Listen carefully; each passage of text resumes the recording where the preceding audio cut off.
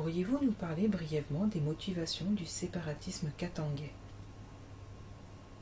Vous savez que les aspirations actuelles, pour un séparatisme katangais, je n'utiliserai pas le mot tout de suite séparatisme, mais pour l'autodétermination, pour l'autonomie, pour une indépendance du Katanga.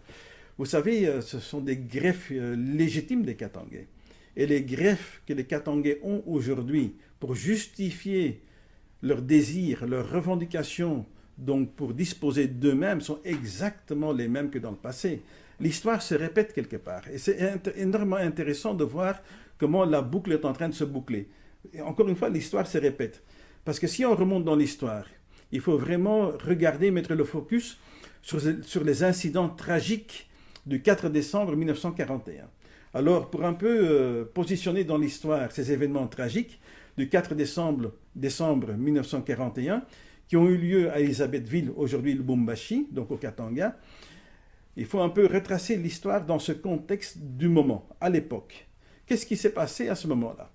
Quand je cite l'année 1941, à quoi est-ce que vous pensez? Nous sommes donc en pleine guerre mondiale. Nous sommes vraiment au cours de la Deuxième Guerre mondiale, qui vient de commencer. Vous savez que le Katanga, à ce moment-là, géré par les Belges, il y a l'Union minière du Haut-Katanga qui tourne à plein régime. Et vous savez, en temps de guerre, il y a des minerais qui sont très stratégiques. Surtout quand on parle d'une guerre mondiale. Donc, une grande guerre. Donc, au niveau mondial. On est en 1941. Donc, les mines du Katanga. Vous savez que les grandes ressources au niveau des richesses naturelles au Katanga, ce sont ces minerais. Et il y a des minerais stratégiques en temps de guerre, surtout à l'époque. Les grands minerais stratégiques, il y a le cuivre, il y a le cobalt, donc il y a plusieurs minerais, le germanium et ainsi de suite, mais surtout le cuivre et le cobalt. Vous savez que les gisements de cobalt et de cuivre, parfois mélangés, on appelle ça de l'hétérogénite au Katanga. Vous savez que ces minéraux-là, ils sont là en pagaille, comme on dit, il y a des ressources énormes dans le sous-sol katangais. Le cuivre du Katanga, c'est la plus grande source de cuivre au niveau mondial. Il y avait un peu le Chili aussi, mais vous savez que la teneur du cuivre du Katanga dépasse sérieusement la teneur donc, du cuivre au Chili. Donc sa qualité est nettement meilleure, quoi.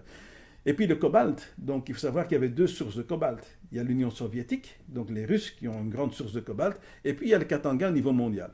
Le Katanga avec l'Union minière faisait à peu près 75%, 75% de la production mondiale de cobalt. Le cuivre et le cobalt sont très très très importants en temps de guerre. Donc pour l'industrie de guerre, ce sont c'était deux minéraux fondamentaux, deux minéraux cruciaux pour la production d'armes, pour la production de munitions et ainsi de suite. C'était vraiment stratégique et d'une importance cruciale et capitale. Donc la mainmise aussi donc, sur les minerais du Katanga. Mais non seulement ça, mais en 1941, donc les mines du Katanga devaient tourner à plein régime. Qu'est-ce que ça veut dire à plein régime? Il y avait donc un régime quelque part d'esclavagisme qui était imposé donc au niveau temps horaire, au niveau énergétique, aux Katangais qui travaillaient dans les mines. Ils devaient travailler 24 sur 24. Non seulement les adultes, mais même les enfants étaient contraints à travailler dans les mines. Il fallait produire, produire, produire. En fonction de quoi? De cette machine de guerre qui est déployée. Une guerre qui va encore durer pendant 3 ans. On va parler quand même d'une guerre mondiale qui a duré 4 ans. Donc il fallait vraiment produire énormément. Donc on exigeait énormément au niveau du peuple katangais. Énormément. Ils étaient fouettés avec la chicotte pour travailler. Et pour un salaire minable. Donc qu'est-ce qui s'est passé? À un moment donné, les Katangais se sont endurcis. Les Katangais se sont rébellés. Ils ont dit, ah, il faut que ça arrête, quoi. Ça suffit. Trop, c'est trop. On travaille comme des bêtes, on travaille comme des esclaves, jour et nuit. On nous exige donc un rythme de travail vraiment mais épouvantable. Pire que des esclaves, c'est presque il faut travailler comme des bêtes. Inhumains, quelque part, donc, à ce rythme-là. Et là, les Katangais se sont dit, en plus de ce travail dur, il y avait une hausse spectaculaire à ce moment-là aussi des prix de biens de consommation. Donc une hausse spectaculaire des biens de première nécessité. En plus de cela. Donc qu'est-ce qu'ils ont demandé? De vraiment ne plus devoir travailler vraiment comme des esclaves à ce rythme-là, mais aussi une augmentation de salaire. Alors cette augmentation de salaire, ça leur a été refusé. Ça leur a été refusé catégoriquement. Et ils devaient même, au contraire, le rythme du travail devenait encore plus pénible. On a endurci même le rythme du travail. Parce que la machine de guerre, il fallait produire. Il fallait du cuivre, du cobalt. Il fallait que ça sorte tous les jours, tous les jours, tous les jours. Et davantage même. Donc à ce moment-là, qu'est-ce qui s'est passé? Les Katangais se sont rébellés et ils ont commencé à faire grève massivement. Il y a eu des grèves massives. Maintenant, qu'est-ce que les Belges pensaient? Les Belges pensaient que oui, ça va être momentanément. Parce qu'à un moment donné, ils vont quand même se remettre au travail. Et puis, ils ont besoin quand même de leur salaire, et ainsi de suite, pour vivre, pour survivre. Mais ça a eu un effet inverse. Donc, qu'est-ce qui s'est passé? Les grèves continuaient et continuaient et continuaient. Donc, l'appareil de production, à ce moment-là, est vraiment suspendu. Les mines ne produisent plus. Donc, c'était un gros problème, quoi. Alors, à un moment donné, les Belges ont dit, la seule chose qui doit marcher, c'est l'intimidation. C'est la violence, c'est la force de frappe. Montrer vraiment notre supériorité, et surtout au niveau donc, des armes à feu qu'on a.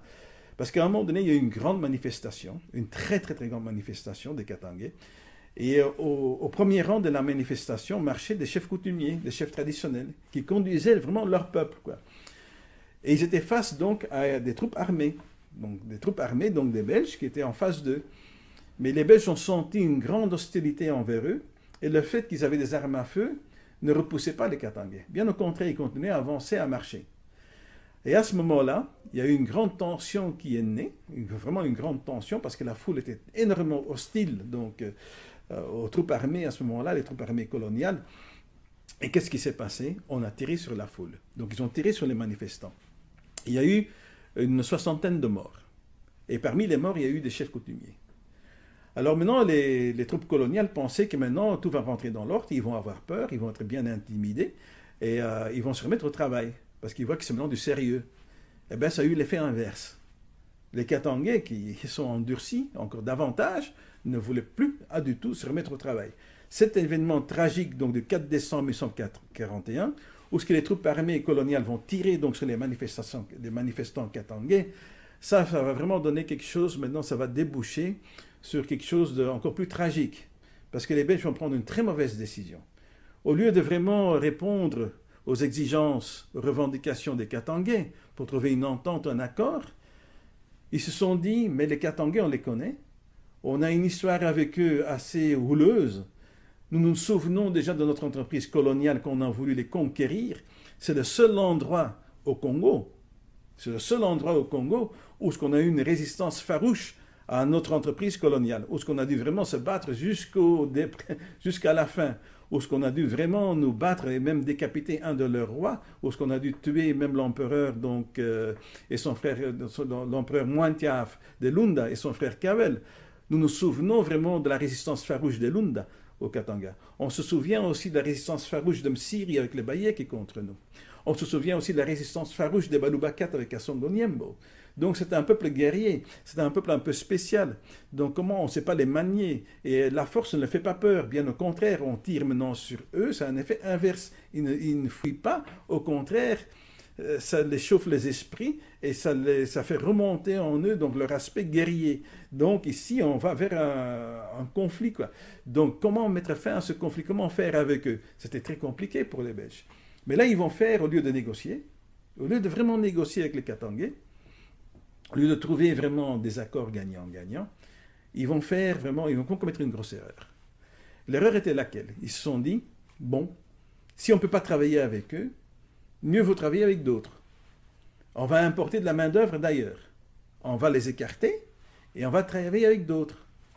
Alors ça, c'est une grosse erreur. Vous savez que la terre est sacrée chez les Africains, chez tous les Africains, chez tous les Noirs africains. La terre est quelque chose de sacré. La terre appartient à quelqu'un. Il y a les propriétaires terriens qui sont là. C'est un droit ancestral, la terre. C'est la terre des ancêtres. Vous ne pouvez pas comme ça prendre la terre de quelqu'un, de ses ancêtres, et dire voilà, et on va mettre quelqu'un d'autre à votre place, là, qui n'a rien à voir avec cette descendance ancestrale. Mais c'est ce qu'ils ont fait. Qu'est-ce qu'ils ont fait? Ils ont importé de la main-d'œuvre massivement du Kasaï, la région voisine, mais aussi de la main-d'œuvre massive aussi du Burundi et du Rwanda. C'est ce qu'ils ont fait. Pour travailler à la place des Katangais authentiques, pour venir travailler au Katanga à la place des autochtones. Alors maintenant, vraiment, le plus sale boulot, c'est-à-dire le boulot, on peut dire la main-d'œuvre un peu sale, hein, les plus sales boulots, ils ont donné aux Burundais et aux Rwandais. Et puis les postes un peu plus élevés, ils ont donné massivement aux Kassaïens. Ainsi, on avait donc maintenant au Katanga, qu'est-ce qu'on avait? on avait des Katangais authentiques, les originaires du Katanga, sur leur propre sol, sur la terre de leurs ancêtres, qui étaient devenus des sous-citoyens, des citoyens de second rang, qui étaient au chômage, qui n'avaient rien. Et puis on avait maintenant les Burundais et les Rwandais, qui constituaient le gros de la main-d'œuvre. Et puis vous aviez les Kasaïens qui régnaient en maître. Et il y avait même certains centres urbains qui étaient essentiellement composés, où il y avait, les Katangais se retrouvaient minoritaires, tellement ils ont importé de la main-d'œuvre, du soutien de travailleurs venus d'ailleurs, quoi, qui ont remplacé chez eux donc les Katangais authentiques. C'est ce qui s'est passé. C'est ce qui s'est passé à ce moment-là.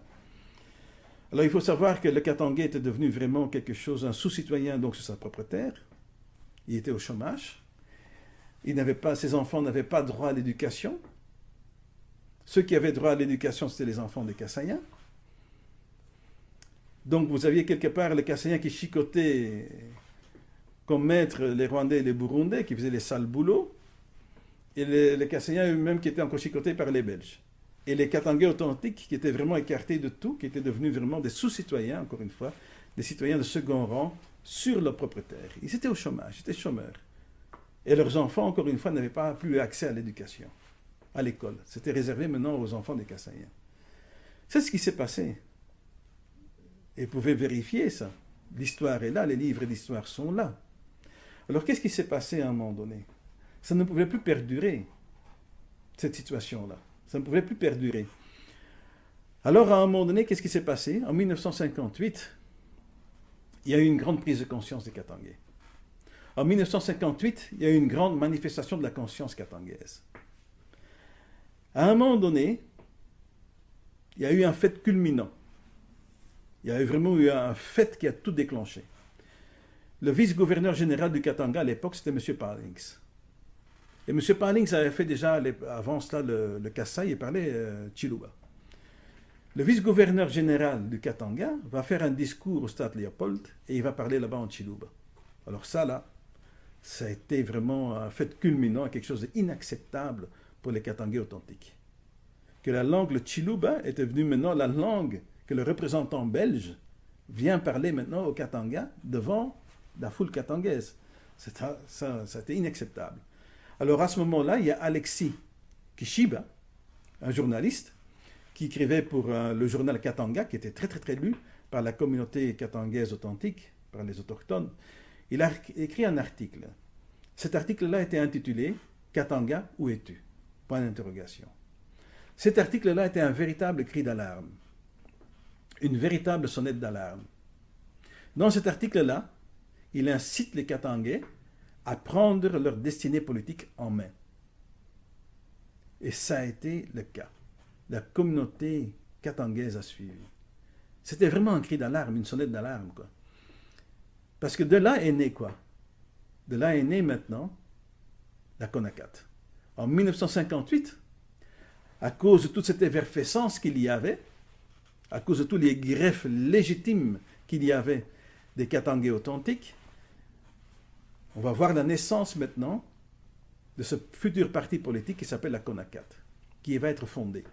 La CONACAT, donc en sigle la CONACAT, qui veut dire la Confédération des associations tribales du Katanga. Donc maintenant les Katangais s'unissent dans une plateforme, dans une grande alliance, à l'instar de l'AFPK aujourd'hui, l'Alliance des forces patriotiques katangaises, qui est aussi une grande alliance. Parce que tout d'un coup, cette manifestation de la conscience politique des Katangais, à cause de tous ces griefs légitimes que je viens de vous expliquer, qui sont similaires aux griefs actuels aujourd'hui. L'histoire se répète. Aujourd'hui, nous avons exactement le même contexte. Exactement le même contexte. Nous avons une exode massive qui vient du Kasaï aujourd'hui, avec des Kasaïens qui règnent en maître au Katanga, où ce que les Katangais se sentent brimés, où ce que les Katangais sont redevenus encore des sous-citoyens chez eux, où ce que le Katangais n'a pas droit à la parole, le Katangais qui affirme sa katanganité est chosifié, le Katangais qui affirme sa katanganité aujourd'hui est épinglé. Ses droits les plus élémentaires sont bafoués. Aujourd'hui, il y a un bafouement des droits de l'homme au Katanga. Il y a une peur même de s'exprimer au Katanga. Même un jeune aujourd'hui qui porterait un t-shirt au Katanga avec sur le t-shirt le slogan « Je suis fier d'être Katangais », il y a le risque de se faire tabasser par des non-originaires du Katanga. Nous vivons exactement le même contexte. Le Katanga va vers sa perdition totale. L'histoire se répète. Ça veut dire la prise de conscience en 1958 qui va donner lieu à la création de la CONACAT. Cette prise de conscience-là, elle est là aussi aujourd'hui. Dans exactement la configuration, c'est exactement le même contexte. Alors aujourd'hui, il y a une prise de conscience aussi. Il y a une manifestation de la conscience politique maintenant des Katangais.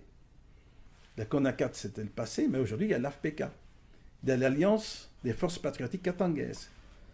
Comme la CONACAT était aussi une alliance, la AFPK est aussi une alliance de personnes qui ont retrouvé leur katanganité. Tout comme en 1958, où il y avait une prise de conscience autour d'une notion qui est la katanganité. Parce qu'on peut parler d'une véritable katanganité. La katanganité, c'est quoi? On peut dire quelque part que c'est autour d'une prise de conscience que le Katanga est une nation. Quand on dit une nation, on peut parler de katanganité. Parce que le Katangais, conscient de sa katanganité, rejette la définition de la nation du siècle de lumière qui a été définie à la Sorbonne par Ernest Renan en 1884 et qui a été repris par tous les États modernes, que la nation se définit à travers un vouloir vivre ensemble. Et que sur ça. Non, non, non. Pour nous, la nation, c'est quoi? Il faut retourner vers la vraie étymologie du mot nation et sa vraie définition. Sa vraie définition, c'est une nation, c'est un ensemble de personnes qui a le même noyau d'origine, qui parle la même langue, qui a la même culture, qui a les mêmes coutumes et qui a le même noyau ethnique. Ça, c'est une nation. C'est pour ça qu'au Sénégal, on peut parler d'une nation Wolof. Les Wolofs, c'est une nation. Au Nigeria, les Yoruba, c'est une nation. Les Igbo du Biafra, au Nigeria, c'est une nation. Les Congos, de l'ancien royaume Congo, c'est la nation Congo, qui va même plus loin que les frontières de la RDC, qui va jusqu'en Angola, qui va jusqu'au Congo-Brazzaville. Ça, ce sont des nations. Les Zoulous, en Afrique du Sud, c'est une nation, la nation Zoulou. Et nous avons la nation katangaise. C'est une nation. C'est une nation parce que c'est un groupe social bien homogène. Le Katanga est une réalité humano-sociale bien précise, structurée autour de 3 États-royaumes. 3 États-royaumes qui remontent loin dans le temps, loin dans l'histoire, bien avant l'entreprise coloniale. De 3 États-royaumes qui sont liés par des liens sanguins, qui ont une origine commune. J'ai bien dit une origine commune. Les Lunda, les Round, à partir de Rouwej, et leur premier empereur, Yaf Nawej, ont du sang qui est relié à l'empire Baluba, Baluba IV, à travers Ilunga, à travers Irung, Chibind. Et en même temps, nous sommes liés aussi par des liens sanguins avec le royaume de Bayeke, avec le peuple de Msiri. Donc ce sont 3 États-royaumes liés par des liens sanguins, liés par des faits historiques indéniables. Ces 3 États-royaumes ensemble confédérés, c'est le Katanga. C'est ce qu'on appelle le Grand Katanga. Ça, c'est notre katanganité. Nous avons une histoire. Et nous n'avons pas oublié notre histoire. Donc, les aspirations séparatistes, on peut dire katangais, aujourd'hui, sont exactement les mêmes. C'est les mêmes motivations qui sont nées à un moment donné en 1958.